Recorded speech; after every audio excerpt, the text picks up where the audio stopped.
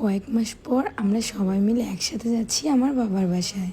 তাই তো সকাল সকাল উঠেই সোয়া মামাকে সবার আগে রেডি করে দিলাম। দেন তারপর আমি নিজেই রেডি হয়ে গেলাম। আসসালামু আলাইকুম, আমি আরু। আজকে একটি সুন্দর ভিডিও ব্লগ নিয়ে চলে আসলাম আবারও আপনাদের মাঝে। আমার ভালোবাসার মানুষেরা, তোমরা সবাই কেমন আছো? আর এমনিতে অনেকদিন ধরে জিজ্ঞাসা করা হচ্ছে না তোমাদের দিনকাল আসলে কেমন কাটছে। দেখতে দেখতে কিভাবে যে এতগুলো মাস কেটে গেল আর আমার বাবার বাসায় যাওয়াই হয়নি। আসলে এই দিনগুলো খুবই ব্যস্তর মধ্যে দিয়ে কাটছিল। কাল অব্দি যদি একটু মন খারাপ ছিল আমার, বাট আজকে থেকে আমার মনটা খুবই ভালো। এক কথায় খুব খুশি মনে আনন্দ নিয়ে বাবার বাসায় যাব বলে বাজার করতেছি। আব্বু আম্মুর যা যা খেতে ইচ্ছে করছে সবকিছু নিয়ে যাচ্ছি। আসলে যতই কাজে ব্যস্ত থাকি না কেন, বাবা মায়ের কথা কি কখনো ভুলে যাওয়া যায়? আর আমার আম্মু তো সবচেয়ে প্রিয় খাবার হচ্ছে এই বাহারকানি। তাই তো সোয়ার পাপা বেশি করে আম্মুর জন্য বাহারকানি নিয়ে নিল। এই এই আরো কি করতেছো তুমি? হ্যাঁ, কি করে যাচ্ছো?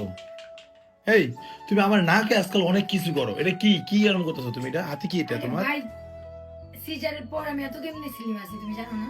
মানে সিজারের পর আমার পেট কমছে, দেখো আমার পেট বোঝা যায় না, আমি কত স্লিম, মোটাও হই না। আসলে কেমনে এটা সম্ভব? কি হাতে এটা কি? এটা হচ্ছে ম্যাজিক্যাল স্লিমিং টি। এটা কি? এটা খেলে মানে শরীরের মেদ বুড়ি ওজন একদম শরীর রিল্যাক্স রাখে, মানে একদম চিকন করতে সাহায্য করে, একদম স্লিম করতে সাহায্য করে। আর এটা খাওয়ার ফলে কিন্তু মানে গ্যাস্ট্রিকও দূর করে দেয়। তাই নাকি? হ্যাঁ। একটা জিনিস এত কিছু, অনেক উপকার। কই থেকে নিছো এটা তুমি? এটা আমি নিছি হচ্ছে grow long hair oil page থেকে। এই পেজ থেকে? হ্যাঁ, এটা হচ্ছে তাদের অরিজিনাল পেজ, তাই নাকি? 7,34,000 ফলোয়ার। হ্যাঁ, তো আপনাদের সুবিধার জন্য আমি তাদের পেজ টিকটকে মেনশন করে দেবো, আর তাদের হোয়াটসঅ্যাপ নাম্বারটি আমি ক্যাপশন দিয়ে দেবো। ওকে, আগে আমি খেয়ে নিই, পরে আমার ভিডিও দেবো। কেনাকাটার শেষে আমরা কিন্তু রওনা দিয়ে দিলাম আমার বাবার বাসার উদ্দেশ্যে। ইস, কতদিন পরে আব্বু আম্মুকে দেখবো। সেই কবে দেখেছি আব্বু আম্মুকে। আমাকে দেখলে না যেন আব্বু আম্মু কত সারপ্রাইজ হয়ে যায়। কিছুদিন ধরেই বলতেছি যাবো, বাট আজকে যে যাবো এটা আমি শিওর দিইনি। এক কথায় বলতে পারেন জানাই নি আমি আব্বু আম্মুকে। আব্বু আম্মু এত উঁচুতেই থাকে, উঠতে উঠতে আমার পা একদম ব্যথ হয়ে যাইতেছিল। কত করে বললাম যে আব্বু আম্মু একটু নিচে নামো বা নিচের ফ্লোরে বাসানো, না তারা উপরেই থাকবে, উপরে নাকি আলো বাতাস বেশি পাওয়া যায়। এটা কোনো কথা গাইস? আপনারাই বলেন। সিঁড়ি দিয়ে উঠে আমার একদম গলা শুকিয়ে কাঠ হয়ে গিয়েছে, তাই পানিটা আগেই খেয়ে নিলাম। এদিক দিয়ে আমার থেকে বেশি সোয়া মামাম তার নানা ভাই অ্যান্ড নানুকে পেয়ে।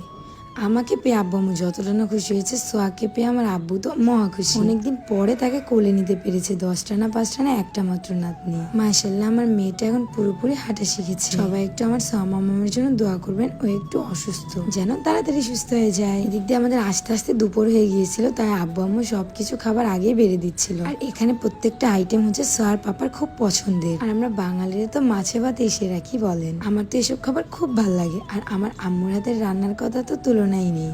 আমি কতদিন পরে যে আমার আম্মুর হাতের রান্না খাবো সেই ভেবে আমি খুবই এক্সাইটেড ছিলাম। নেন, হয়ে গিয়েছে। সোয়ার পাপার শুটকির ভাতের সামনে পেয়ে আর কিছুই নেবে না। তা না, সবকিছু এক এক করে আগে থেকে প্লেটে নিয়ে নিচ্ছে নিজের। আমি নিবো কিনা, আমার খেতে ইচ্ছে করছে কিনা একটাবারও জিজ্ঞাসা করেনি। আবার বলে শ্বশুর বাড়িতে আসলে কি মজার মজার খাবার খাওয়া যায়।